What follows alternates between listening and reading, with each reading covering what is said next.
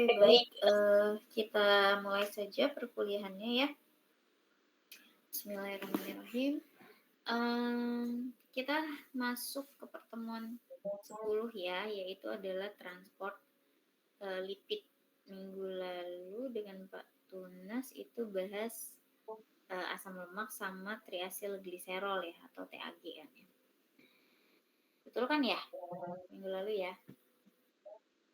Nah, kita masuk ke transport lipid gitu ya. Nah, lipid itu kan salah satu biomolekul yang memang dibutuhkan oleh kita dan pastinya dimetabolisme oleh tubuh kita gitu kan ya. Dimana lipid itu yang diserap dari makanan itu nantinya akan disintesisnya di hati dan juga di jaringan adiposa ya. Terus nanti baru dari hati dan jaringan adiposa kalau sudah disintesis nanti baru diedarkan atau diangkut atau dibawa ke jaringan-jaringan ataupun organ-organ lain yang membutuhkan atau untuk disimpan. Nah, di sini lipid itu berasal dari makanan ya, dari makanan kan yang kita makan gitu ya. Lipid itu sifatnya adalah hidrofobik. Hidrofobik itu berarti dia tidak larut dalam air ya. Sehingga kalau sifatnya itu tidak bisa larut dalam air, itu si lipid ini nggak bisa langsung diangkut gitu aja dalam plasma gitu ya. Nggak bisa langsung diangkut dalam plasma, sehingga perlu ditransportasikan atau diubah gitu ya dengan cara mengkaitkan si lipid yang sifatnya hidrofobik atau sifatnya nonpolar dengan suatu lipid amfipatik. Lipid amfipatik itu lipid yang punya gugus polar dan nonpolar, contohnya kayak fosfolipid gitu ya. Dan juga protein yang nantinya akan membentuk lipoprotein. Nah, lipoprotein ini baru nanti bisa diedarkan dalam plasma darah atau dalam pembuluh darah gitu ya. Jadi lipid itu sifatnya adalah hidrofobik. Hidrofobik itu tidak bisa larut dalam air. Sehingga ketika dia mau dibawa atau diedarkan di dalam tubuh, dia harus diubah dulu menjadi lipoprotein. Lipoprotein itu apa? Lipoprotein itu adalah lipid yang berikatan dengan lipid amfipatik dan juga protein. Jadi namanya adalah lipoprotein. Nah, lipoprotein itu ada apa saja sih gitu ya pembagiannya gitu ya. Jadi ada 4 kelompok utama dari lipoprotein yang mana dia itu punya fungsi secara fisiologis dan juga punya fungsi di dalam tubuh kita gitu. Yang pertama adalah kilomikron, lalu ada VLDL, LDL sama HDL gitu ya. Nah, kilomikron ini itu adalah suatu senyawa yang berasal dari penyerapan yang merupakan hasil dari penyerapan triasilgliserol dan juga lipid di dalam usus gitu ya. Sedangkan VLDL ini adalah suatu lipoprotein yang punya densitas sangat rendah ya, makanya namanya VLDL, very low density lipoprotein. Jadi VLDL itu adalah lipoprotein yang punya densitas sangat rendah. Yang mana si VLDL ini asalnya dari mana? Asalnya dari hati, gitu ya, ada di hati. Lalu yang ketiga ada LDL, low density lipoprotein. Berarti kan lipoprotein yang densitasnya rendah gitu ya, atau disebut juga beta lipoprotein ya, dimana nanti beta lipoprotein atau LDL ini adalah gambaran dari suatu tahap metabolisme dari VLDL gitu. Jadi nanti VLDL di metabolisme itu menghasilkan LDL gitu. Nah, yang terakhir ada HDL, high density lipoprotein, atau disebutnya alpha lipoprotein gitu ya, di mana HDL ini punya peran yang sangat penting, yaitu dia berperan dalam mentransfer kolesterol ya, dan juga dia juga berperan pada metabolisme VLDL maupun metabolisme kilomikron gitu ya. Sampai sini apakah bisa dipahami?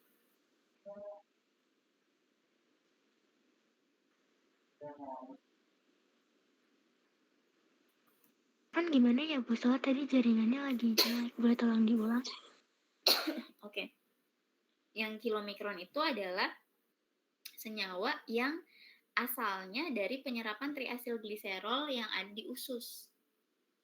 Jadi kilomikron itu sumbernya dari usus yang berasal dari penyerapan triasilgliserol gitu ya. Kemarin kan triasilgliserol itu adalah salah satu bagian dari lipid ya. Jadi lipid plasma itu kan terdiri dari triasilgliserol, terus ada fosfolipid, ada kolesterol dan juga ada ester kolesterol dan beberapa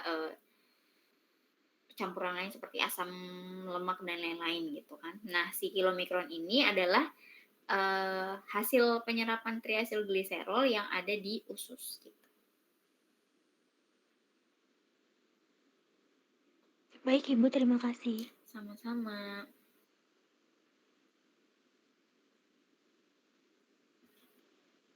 Oke. Nah, ini adalah komposisi dari lipoprotein di dalam plasma ya, plasma tubuh ya, di mana kilomikron itu tadi sumbernya di usus ya. Lalu kilomikron remnan itu kilomikron sisa ya, itu asalnya dari kilomikron. Kalau VLDL itu asalnya dari hati atau dari usus juga bisa. IDL itu asalnya dari VLDL ya, hasil metabolisme dari VLDL. LDL juga hasil metabolisme dari VLDL. Lalu HDL itu bisa bersumber dari hati, usus, VLDL ataupun kilomikron gitu ya. HDL ada HDL 1, 2, 3 gitu ya. Itu perbedaannya apa? Perbedaannya dari diameternya. Di sini juga tertera ukuran diameter dari si lipoprotein tersebut gitu ya, dan juga densitas masing-masing jenis lipoproteinnya.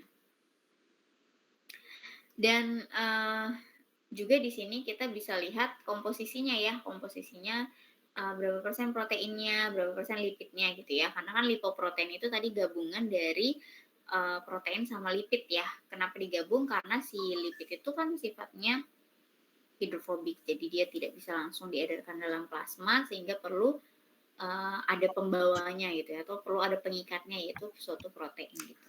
Dan jenisnya tadi kan ada 4, ada kilomikron, ada VLDL, LDL sama HDL, di mana mereka itu sebenarnya selain berbeda sumber-sumbernya atau asalnya gitu ya, selain beda ukuran, mereka juga beda komposisi dari protein sama lipidnya gitu. Kalau kita lihat di sini HDL itu memiliki komposisi protein yang lebih banyak dibandingkan lipoprotein yang lain gitu ya. Yang paling kecil komposisi proteinnya adalah kilomikron gitu. Jadi kilomikron itu lebih banyak komposisi lipidnya dibandingkan dengan proteinnya.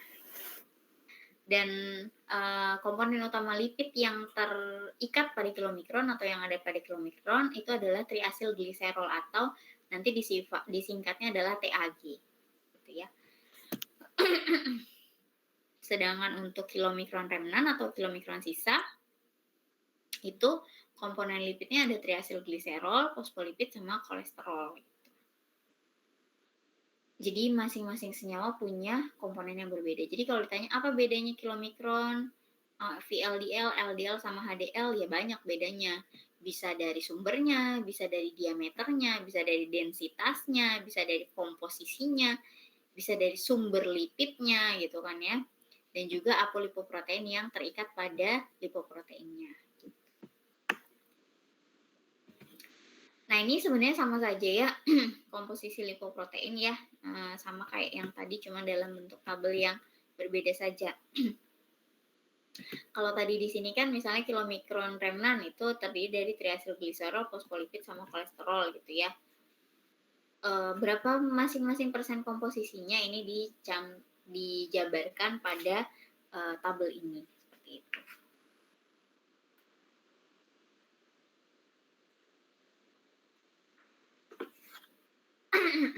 Lanjut, bagaimana sih penampakan atau gambar dari lipoprotein kalau misalnya kita lihat di dalam mikroskop gitu ya. Mikroskopnya tentu bukan mikroskop yang biasa ya, mikroskop yang elektron ya, yang ukurannya bisa sampai nanometer. Jadi ini adalah gambarannya, kilomikron itu punya ukuran yang lebih besar dibandingkan dengan yang lain gitu ya. VLDL punya ukuran 28 sampai 70 nanometer, kalau HDL punya ukuran diameternya 8 sampai 11 nanometer. Dan gambarnya seperti ini kurang lebih.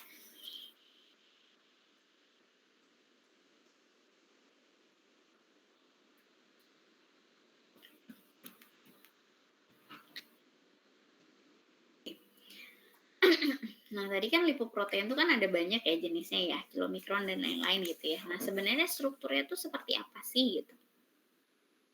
Ini adalah gambar lipoprotein. Jadi kan kalau dilihat bentuknya bulat gitu ya. Nah, sebenarnya bulatannya ini tuh ada masing-masing bagiannya gitu ya. Kalau kita zoom lagi ke dalam si strukturnya, itu lipoprotein itu terdiri sebenarnya dari dua. Ada inti dari lipoprotein, sama ada lapisan permukaannya gitu ya. Jadi ada inti, namanya inti pasti ada di tengahan ya. Inti dan juga lapisan permukaan yang melapisi si lipoprotein tersebut gitu ya.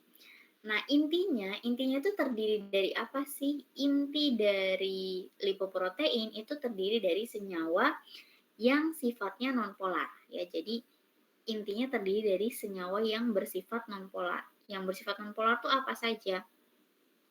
Ada triasilgliserol ya kan, terus ada ester kolesterol, terus ada fosfolipid ya. Fosfolipidnya ini yang sifatnya amfipatik ya. Terus itu tadi intinya. Nah, terus kalau misalnya lapisan permukaannya itu terdiri dari lipid amfipatik ya. Yang contohnya itu adalah fosfolipid. Ini fosfolipid tadi contoh lapisan permukaannya ya, fosfolipid. Fosfolipidnya itu amfipatik ya sifatnya. Terus sama kolesterol bebas. Jadi lipoprotein itu terdiri dari inti yang sifatnya itu nonpolar ya. Dia itu contohnya ada triasilgliserol, ada ester kolesterol, sedangkan dia dikelilingi oleh atau dilapisi oleh suatu lapisan permukaan yang tersusun dari fosfolipid. Fosfolipid ini sifatnya amfipatik ya, dan juga kolesterol bebas gitu. Jadi ini adalah struktur dari lipoprotein. Nah, lipoprotein tadi kan tersusun dari protein dan juga lipid ya. Nah, bagian protein yang ada di lipoprotein itu disebut dengan apolipoprotein atau apoprotein. Nanti ke belakangnya akan disingkat sebagai apo. Jadi ini ada apo B, ada apo C gitu ya, tergantung dari jenisnya. Jadi apo A, apo B, apo C ini nanti menentukan karakteristik dari lipoproteinnya. Gitu. Seperti itu.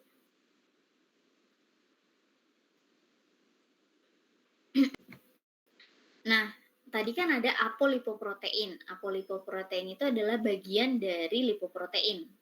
Protein yang ada di lipoprotein, disebutnya adalah apolipoprotein, di mana apolipoprotein ini tadi kan menentukan karakteristik dari lipoproteinnya, gitu kan ya. Nah, apolipoprotein itu ada dua jenis. Ada yang integral apoprotein. Integral apoprotein itu berarti dia proteinnya menyatu dengan lipoprotein, ya. Jadi karena dia menyatu, dia nggak bisa ditransfer ke lipoprotein lain. Contohnya adalah ApoB100. Jadi ApoB100 ini dia itu adalah protein yang nempel di lipoproteinnya. Sehingga kalau dia nempel, dia nggak bisa ditransfer ke lipoprotein lain. Tapi ada tipe apolipoprotein atau APO yang bisa ditransfer ke lipoprotein lain karena dia hanya berikatan di permukaannya saja. Contohnya adalah ApoC sama ApoE gitu ya. Jadi secara keseluruhan apoprotein itu punya beberapa peran atau beberapa fungsi di dalam suatu lipoprotein. Yang pertama, dia itu bisa membentuk struktur lipoprotein ya. Kayak misalnya ApoB. ApoB itu kan nempel di lipoprotein. Jadi dia membentuk struktur. Terus yang kedua, sifatnya bisa sebagai kofaktor. Kofaktor enzim, misalnya nanti ada ApoC2, itu untuk lipoprotein lipase, ada ApoA1, ApoA2 gitu ya. Itu sebagai kofaktor enzim. Terus yang ketiga, apolipoprotein itu juga bisa berfungsi sebagai ligan. Ligan untuk interaksi dengan reseptor lipoprotein di dalam jaringan. Misalnya contohnya ApoB100, ApoE gitu ya. ApoB100 sama ApoB itu sebagai selain sebagai pembentuk dia juga bisa sebagai ligan. Jadi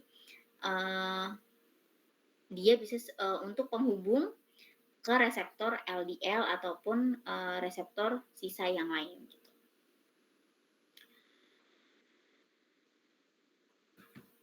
Nah, ini ya tadi ya fungsinya yang saya jelaskan ya. Jadi bisa membentuk bagian dari struktur lipoprotein. Ada ApoA1, ApoA2 itu pada HDL. ApoB48 itu pembentuk protein pada kilomikron. ApoB100 pembentuk protein pada VLDL, LDL sama IDL.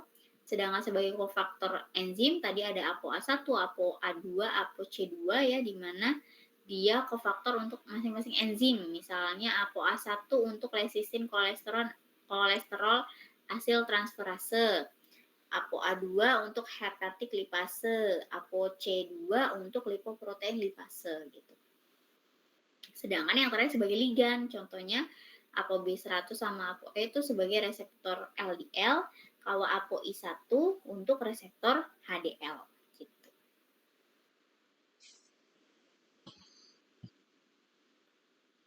Ada pertanyaan kah atau saya kecepatan menjelaskannya?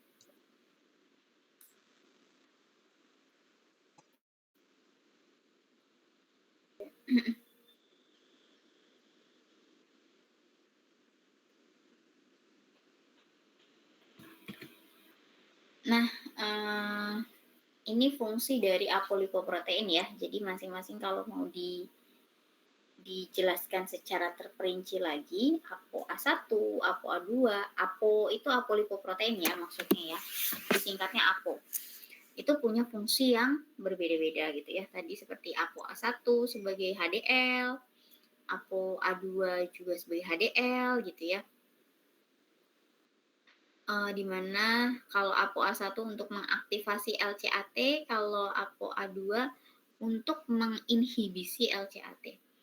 Terus ApoA4 sebagai untuk ada di pembentuk kilomikron sama HDL gitu kan ya, dan lain sebagainya. Nah, bagaimana sih yang mau kita bahas itu adalah bagaimana sih jalur transport dari lipoprotein. Jalur transport itu maksudnya adalah jalur metabolisme dari lipoprotein. Ini kita makan makanan yang mengandung lipid gitu ya. Lipid kita cerna, terus lipid itu nggak bisa kita edarin dalam plasma. Di dalam plasma jadi harus diubah ke dalam bentuk lipoprotein. Nah, lipoprotein ini gimana nih proses metabolismenya atau proses transportnya gitu ya, bagaimana penyebarannya gitu ya. Nah, transport lipoprotein itu bisa dua cara ya. Bisa lewat eksogen, berarti kan di luar di luar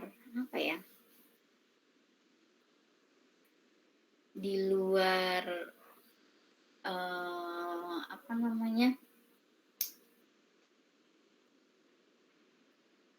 di luar organ, pokoknya jalur eksogen lah ya. Jadi contohnya itu adalah pengangkutan trigliserida, terus kolesterol, vitamin yang larut lemak ya, itu diangkut dari luar ke dalam gitu, dari makanan ke jaringan perifer gitu.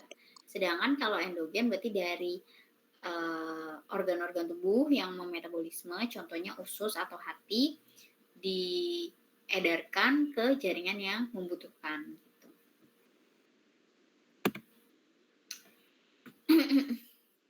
Nanti kita kita akan bahas satu-satu bagaimana transport kilomikron, transport VLDL, LDL maupun HDL.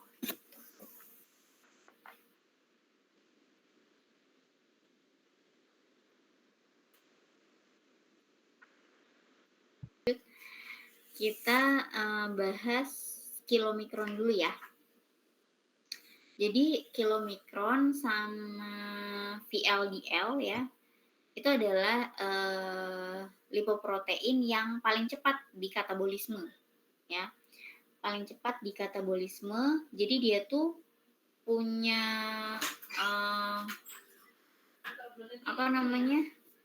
waktu paruh yang kurang dari 1 jam gitu ya. Nah, si kilomikron ini dia berperan dalam pengangkutan seluruh lipid yang diperoleh dari makanan ke dalam sirkulasi darah ya, karena dia paling cepat di katabolisme. Jadi dia tuh berperan dalam mengangkut seluruh lipid yang diperoleh dari makanan ke dalam sirkulasi darah gitu ya. Nah, ketika jumlah triasilgliserolnya itu yang diserap semakin besar, maka pembentukan kilomikron juga akan semakin meningkat gitu ya. Nah, dalam keadaan kita berpuasa atau tidak ada lipid yang masuk gitu ya, kilomikron itu tetap bisa kita produksi gitu ya. Dimana kenapa bisa tetap kita produksi? Karena kan tubuh kita punya cadangan lipid kan ya. Cadangan lipid yang berasal dari hasil sekresi usus ataupun empedu gitu ya, itu adalah pembentuk kilomikron saat kita berpuasa. Bagaimana kilomikron itu terbentuk gitu ya? Kilomikron itu tadi kalau kita lihat di sini ya, kilomikron itu kan terdiri dari triasilgliserol dan juga ApoA ya, ApoA, ApoB, ApoC, ApoE ya, berbagai macam jenis apolipo ya. Nah, dia itu pembentukannya atau sintesisnya itu diawali dengan sintesis ApoB48 di RER ya, itu raw reticulum endoplasma ya. Nah, jadi di RER ini, di RER ini terjadi proses sintesis ApoB48. Pada saat yang sama, saat kolesterolnya sudah diabsorb gitu ya, dan juga dikonversi menjadi ester kolesterol gitu ya. Sedangkan asam lemak dan gliserolnya dikonversi kembali menjadi triasilgliserol di SER. SER itu adalah smooth reticulum endoplasma. Nah, ketika si ApoB48 ini meninggalkan retikulum endoplasma, dia kan pergi ke badan Golgi kan ya, atau ke kompleks Golgi ya. Nanti di kompleks Golgi ini ada enzim namanya mikrosomal triglycerida transfer protein, di mana dia bisa menggabungkan triasilgliserol, ester kolesterol, vitamin larut lemak, dan juga fosfolipid ke dalam ApoB48 sehingga nanti membentuk kilomikron nasen. Kilomikron nasen itu kayak kilomikron muda gitu ya, bakal calon kilomikron. Selanjutnya nanti kilomikron nasen baru dilepaskan ke dalam sistem limfatik yang nantinya akhirnya berpindah menuju saluran toraks ya, menuju sirkulasi sistemik gitu ya.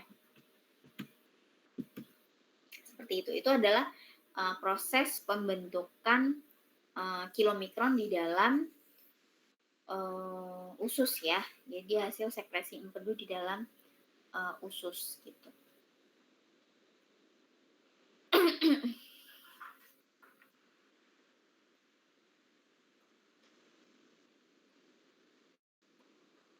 Belum ada? Iya Ibu, belum ada. Oke, kita lanjut ke bagaimana metabolisme dari kilomikron gitu ya.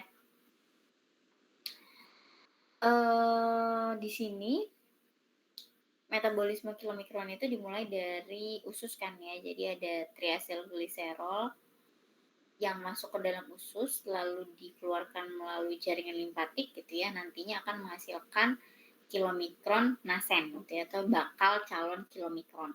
Di mana kilomikron nasen ini terdiri dari triacylglycerol, lalu ApoB48 dan ApoA. Nah, di saat yang bersamaan si hati di dalam hati ini akan memproduksi HDL. HDL itu adalah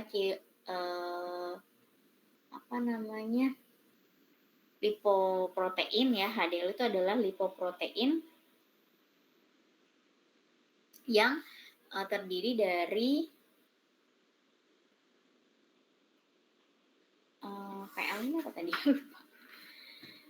PL itu tadi, HDL itu terdiri dari fosfolipid ya, fosfolipid dan juga kolesterol serta ApoA, ApoE dan ApoC. Nah, ini kan baru di usus ini kan baru terbentuk bakal kilomikron kan atau kilomikron nasen. Di mana dia baru punya B48, ApoB48 sama ApoA gitu kan ya. Nah, sedangkan yang dibutuhkan untuk menjadi suatu kilomikron itu kan ApoB48, ApoE, ApoA sama ApoC gitu ya. Nah, jadi HDL yang diproduksi di hati itu akan keluar ke dalam sistem peredaran darah gitu ya, bertemu dengan kilomikron nasen, di mana nanti si HDL ini akan menyumbangkan ApoC dan ApoE-nya ke kilomikron nasen. Sehingga terbentuklah kilomikron gitu ya. Nah, kilomikronnya selanjutnya nanti diedarkan kembali nih, bisa setelah jadi kilomikron dia bisa masuk sebagai asam lemak gitu kan ya, terus sebagai gliserol. Kalau sebagai gliserol berarti dia bisa langsung di metabolisme gitu kan ya. Lalu kilomikron sisanya atau kilomikron remnan namanya itu akan masuk lagi ke dalam hati untuk nanti diproduksi atau dimetabolisme atau disintesis di hati untuk membentuk HDL kembali gitu ya. Jadi ini adalah metabolisme kilomikron gitu. Nah, jadi si HDL tadi kan mentransfer ApoC sama ApoE ya ke kilomikron gitu kan ya, membentuk kilomikron. Terus si kilomikron ini tadi dia yang terdiri dari triacylglycerol, ApoB48, ApoE, ApoC sama ApoA dengan bantuan enzim lipoprotein lipase itu akan menghasilkan asam lemak dan juga gliserol. Asam lemaknya itu bisa disimpan di jaringan adiposa untuk nanti digunakan, atau kalau misalnya tubuh kita butuh energi bisa juga diolah menjadi energi gitu ya di otot jantung dan juga otot rangka. Sedangkan gliserol bisa langsung larut di peredaran darah gitu ya untuk di metabolisme atau dikonversi menjadi glukosa dan lain-lain gitu ya. Lalu di dalam si kilomikron ini terdiri dari ApoC. ApoC itu adalah kofaktor dari lipoprotein lipase gitu ya. Ini nanti akan masuk ke jaringan ekstrahepatik gitu ya. Nah, lalu kilomikron sisanya ya, yang dimana karena dia ini sebutannya sisa berarti kan diameternya tinggal setengahnya dari kilomikron ini kan, itu akan masuk ke dalam hati gitu ya. Nah, di sini kilomikron remnan ini memiliki ApoE. ApoE itu sebagai ligan ya, supaya kilomikronnya nanti bisa berinteraksi dengan reseptor lipoprotein yang ada di sel hati gitu ya. Di mana di dalam sel hati ini atau di dalam hati ini kilomikron remnan ini bisa diubah menjadi kolesterol, asam lemak gitu ya. Di mana kolesterol itu adalah ester kolesterol dan juga trigliserida yang nantinya dihidrolisis dan terdegradasi di dalam si lisosom. Sampai sini apakah paham dengan metabolisme kilomikron?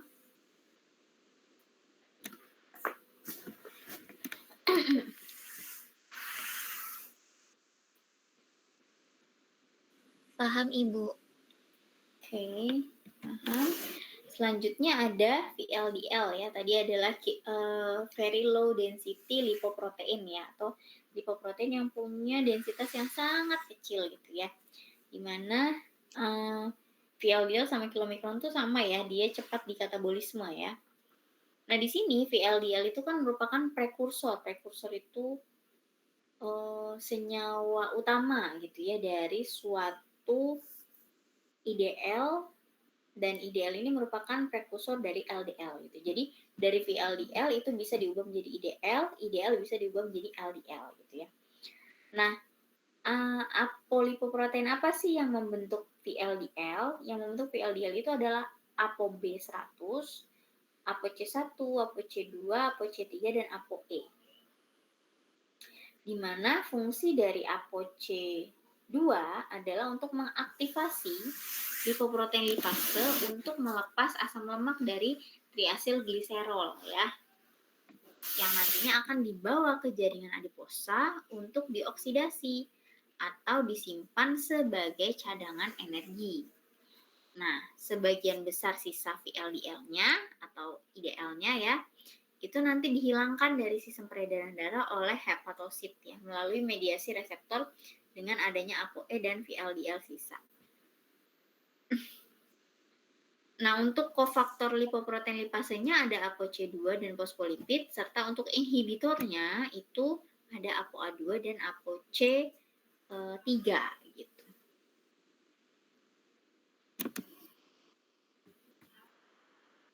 Nah, ini adalah struktur dari VLDL ya. Jadi VLDL itu dia strukturnya seperti ini. Bagaimana dia disintesis? VLDL itu kan fungsinya untuk mengangkut triasilgliserol dari hati ke jaringan ekstrahepatik ya. Jaringan ekstrahepatik itu contohnya adalah jaringan otot sama jaringan adiposa. Nah, si VLDL ini dibentuknya di sel parenkim hati. Jadi nanti di dalam sel ini, sel hepatosit, itu nanti akan terjadi penggabungan trigliserida, kolesterol, fosfolipid, dan juga ApoB100 untuk membentuk VLDL nasen ya. VLDL nasen ini adalah bakal calon VLDL. Ya, kemudian nanti si VLDL-nya bisa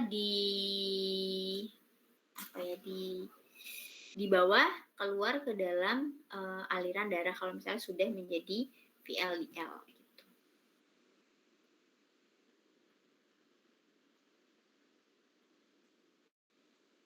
Nah, sekresi VLDL itu dipengaruhi oleh beberapa faktor ya, atau VLDL itu bakalan meningkat atau bertambah jumlahnya kalau misalnya kita dalam keadaan kenyang, atau diet kayak karbohidrat, terus punya kadar asam lemak bebas yang tinggi dalam darah, konsumsi alkohol gitu ya, atau kadar insulin di dalam darah tinggi, itu bisa menyebabkan sekresi VLDL-nya meningkat gitu ya. Kalau sekresi VLDL-nya meningkat berarti artinya akan banyak membentuk IDL sama LDL gitu.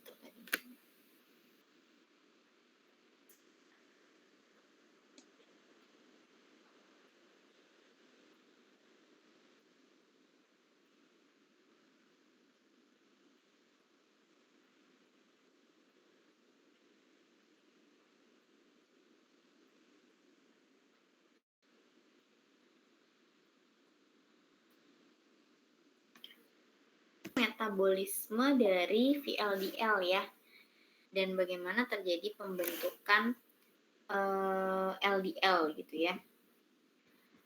Nah, di sini VLDL itu kan berasal dari hati ya, dari liver, dari hati, dikeluarkan dari hati, itu terbentuklah nasen VLDL, yang mana si nasen VLDL ini hanya terdiri dari triasilgliserol, terus ApoB100, ApoE, dan juga ApoC gitu ya. Selanjutnya, pada saat yang sama kan hati tetap mensintesis juga HDL kan, dimana HDL tuh punya fosfolipid, kolesterol, ApoA, ApoE, sama ApoC. Nah, nasen VLDL ini dia tidak punya ApoB, tidak punya Apo C dan Apo E kan, sehingga si HDL ini mentransfer si Apo C dan Apo E-nya ke dalam sistem peredaran darah gitu ya. Sehingga terbentuklah VLDL. Nah, VLDL ini yang terdiri dari Apo B100, Apo E, sama Apo C, selanjutnya dengan bantuan si enzim lipoprotein lipase, dia dipecah menjadi asam lemak, gliserol, sama IDL. Jadi hasil metabolisme dari VLDL itu salah satunya adalah IDL gitu ya. Nah, si IDL itu sebenarnya disebut juga dengan VLDL remnant ya, atau VLDL sisa gitu ya. Nah, setiap partikel dari IDL ini ya nantinya akan membentuk LDL gitu ya. Jadi dari VLDL membentuk IDL, IDL menghasilkan LDL gitu. Nah, LDL ini punya banyak kolesterol dan ester kolesterol ya, yang mana nantinya si LDL ini akan masuk ke jaringan ekstrahepatik ya. Terus nanti masuk ke jaringan ekstrahepatik dan juga nanti diuraikan di jaringan ekstrahepatik yang nantinya yang diuraikan itu hanya 30% dan sisanya dia akan diuraikan juga atau dimetabolisme juga di hati gitu. Jadi selain masuk ke jaringan ekstrahepatik juga di metabolisme di hati. Tetapi lebih banyak di metabolismenya di hati gitu. Sebanyak 70%. Sisanya di metabolisme atau diuraikan di jaringan ekstrahepatik. Gitu.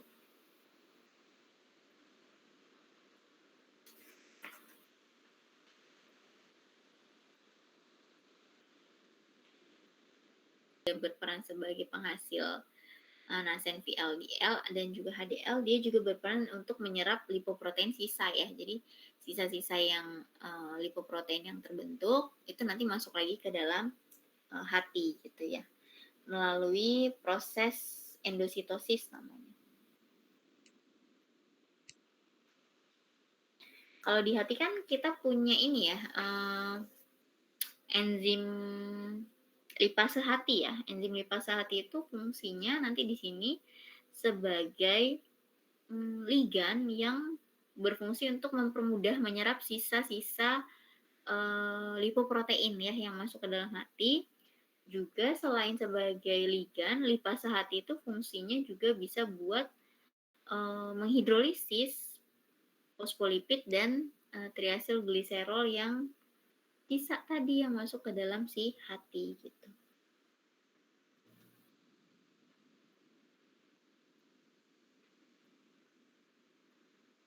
Jadi di sini setelah si VLDL ini dimetabolisme menjadi IDL gitu ya, VLDL dimetabolisme menjadi IDL, baru nanti dia bisa diserap oleh hati gitu. Idealnya setelah diubah menjadi LDL ya.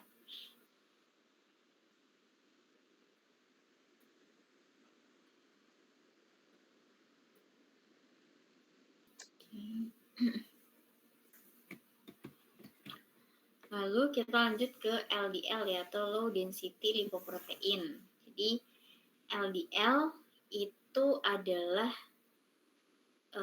hasil dari VLDL yang kehilangan triasilgliserolnya gitu ya. Jadi eliminasi triasilgliserol dari VLDL itu nanti akan mengubah VLDL menjadi VLDL remnant atau VLDL sisa atau kita sebutnya dengan IDL. Nanti dieliminasi lagi IDL itu tadi di sini ya, menghasilkan LDL gitu kan ya. Nah, LDL ini punya fungsi sebagai apa atau punya peran sebagai apa? LDL itu berperan sebagai pengangkut atau pembawa ya kolesterol dan ester kolesterol ke jaringan yang punya reseptor membran plasma spesifik dalam mengenali si ApoB100 atau ApoB100 itu adalah LDL reseptor gitu ya. Nah, tadi di yang sebelumnya LDL ini diuraikan bisa di hati sama di jaringan ekstrahepatik ya, tetapi lebih banyak diuraikannya di hati gitu ya. Sisanya baru di jaringan ekstrahepatik. Nah, lalu yang selanjutnya adalah HDL. HDL itu atau high densitas lipoprotein itu disintesis dan disekresi di hati dan usus halus. Jadi kebanyakan kalau di lipid itu proses sentralnya itu ada di hati ya. Jadi hati itu adalah organ sentral yang berperan dalam transport serta metabolisme dari lipid gitu ya. Nah, fungsi dari HDL itu adalah sebagai pengangkut kolesterol dari jaringan hati yang nantinya dikonversi menjadi asam empedu. Dan juga berfungsi sebagai tempat penyimpanan ApoC dan ApoE yang nantinya dibutuhkan dalam metabolisme kilomikron dan juga VLDL. Apolipoprotein yang ada di HDL itu adalah ApoA, ApoA124, lalu ada ApoC, ApoC1, 2, dan 3, lalu ApoD dan ApoE. Nah, di dalam si HDL gitu ya, itu juga ada enzim LCAT ya, atau lecithin kolesterol acyl transferase. Dia itu adalah lecithin plus kolesterol yang ada di kilomikron dan juga VLDL yang nantinya bisa membentuk suatu kolesterol ester gitu ya. Nah, bagaimana metabolisme HDL dan reverse kolesterol transport? Jadi di sini si HDL itu tadi terdiri dari apa tadi ya? HDL itu terdiri dari fosfolipid sama kolesterol kan ya. Dan juga ApoA, ApoA1, ApoA2, tadi ApoA4, ApoC, dan ApoD serta ApoE. Jadi terbentuknya HDL itu diawali dengan sintesis ApoA1. ApoA1 itu merupakan struktur dari HDL ya. Jadi ApoA1 adalah struktur inti dari HDL yang mana ApoA1 ini menempel pada fosfolipid dan juga kolesterol. PL ini adalah fosfolipid, C ini adalah kolesterol. Selanjutnya ApoA1 ini masuk ke dalam peredaran darah. Ya, nanti di dalam peredaran darah ada protein transporter membran ABCA1 yang mana dia ini akan menyalurkan kolesterol bebas dan fosfolipid yang berasal dari hepatosit, enterosit, dan juga sel ekstrahepatik ke ApoA1 gitu ya. Jadi di ABCA1 ini protein transporter membran ini akan menyalurkan kolesterol bebas dan fosfolipidnya ke ApoA1 sehingga terbentuk ApoA1, fosfolipid dan juga kolesterol. Nah, kerusakan atau mutasi pada ABCA1 itu akan menyebabkan tubuh nggak bisa memproduksi mature HDL sehingga terjadi penurunan kadar HDL gitu ya. Nah, selanjutnya tadi kan ada LCAT ya, enzim. Tadi di sini kan ada enzim LCAT ya. Enzim LCAT itu fungsinya apa sih di metabolisme ini, metabolisme HDL ini? Fungsinya adalah untuk mengeksterifikasi kolesterol sehingga menjadi ester kolesterol, sehingga nanti HDL itu bisa mengambil kolesterol bebasnya yang masih berada di dalam darah gitu ya, peredaran darah. Kalau misal tubuh kita mengalami defisiensi LCAT ya, menyebabkan penurunan kadar HDL juga di dalam darah. Nah, nanti HDL yang terbentuk itu punya bentuk cakram yang mengandung kolesterol, fosfolipid, ApoA1, dan juga LCAT. Jadi fosfolipid dan kolesterol dari ABCA1 ketemu dengan ApoA1 ya, membentuk ApoA1, fosfolipid dan juga kolesterol. Baru nanti dia bertemu dengan LCAT gitu ya. Jadi membentuk suatu HDL gitu ya, yang bentuknya adalah cakram gitu. Isinya adalah fosfolipid, kolesterol, ApoA1 dan juga LCAT. Nah, di sini selain ada ABCA1, ada juga SRB1 ya. SRB1 itu adalah scavenger reseptor B1, yang dimana dia berperan dalam transport kolesterol dari jaringan ke HDL gitu ya. Jadi dari jaringan ke HDL itu ditransfer kolesterolnya oleh si ABCG1 dan juga SRB1. Di mana di sini semakin banyak kolesterol yang didistribusikan dalam HDL, maka kolesterol yang dibentuk gitu ya akan menjadi lebih bulat gitu bentuknya ya, seperti itu. Jadi makanya ada HDL1, HDL2, ada HDL3. Bedanya apa? Bedanya kalau HDL2 itu hanya terdiri dari kolesterol, ester kolesterol, fosfolipid dan juga ApoA1. Sedangkan kalau HDL3 ada LCAT-nya, ada enzim LCAT-nya. Nah, sampai sini ada pertanyaan kah? Bagaimana proses pembentukan HDL?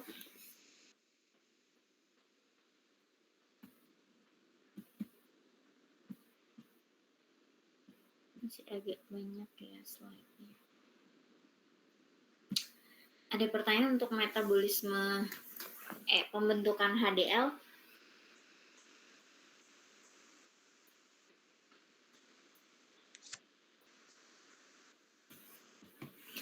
Nah, selanjutnya bagaimana metabolismenya gitu ya. Metabolismenya tetap berawal dari hati ya, karena tadi hati itu adalah proses sentral ya, atau berperan sebagai pusat dari transport dan juga metabolisme dari si lipid gitu ya. Nah, di sini kalau kita lihat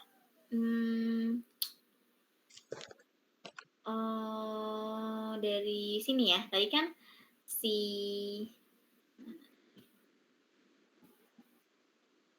ini kan tadi kan dijelaskan sebagai proses pembentukan HDL kan ya. Nah, HDL yang sudah terbentuk ini nanti akan masuk ke dalam hati gitu ya.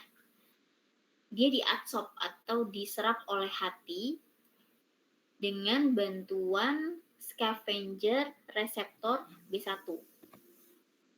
Jadi transfer kolesterol ke hati itu nanti akan menyebabkan terbentuknya HDL yang hanya mengandung sedikit kolesterol tapi punya inti ApoA1 gitu ya. Nah, ApoA1 yang ada di HDL itu akan terfilter di glomerulus dan terabsorpsi kembali oleh tubulus renal serta masuk ke dalam hati. Dan di sini setelah dari hati nanti ke ginjal, di mana ginjal ini berperan dalam penguraian ApoA1-nya. Nah, kolesterol yang diabsorpsi hati nanti dikonversi menjadi asam empedu gitu kan ya. Dimana prosesnya sangat ini ya. Kolesterol yang nanti diasup ke hati dikonversi menjadi asam empedu gitu, seperti itu.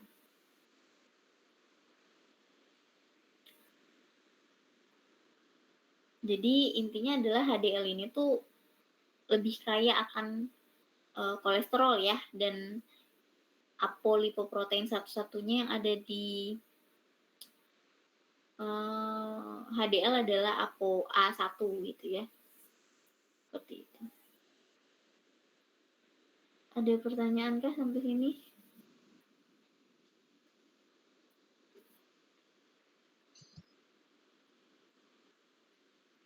Saya lanjut ya. Jadi ini adalah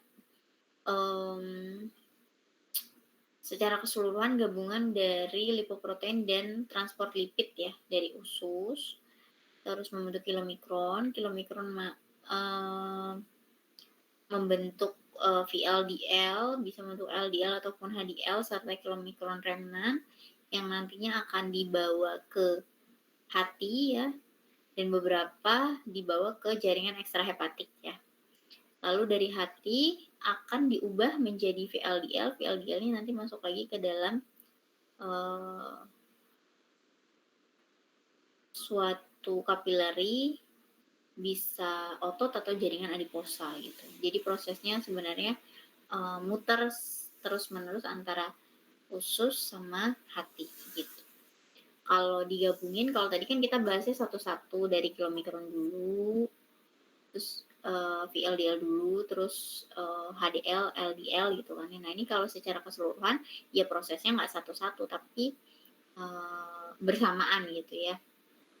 Jadi kilomikron masuk ke dalam otot atau jaringan adiposa, terus diubah menjadi kilomikron remnan, VLDL remnan, lalu LDL dan juga HDL masuk ke dalam hati, dari hati diubah menjadi VLDL kembali dan prosesnya kembali berjalan gitu.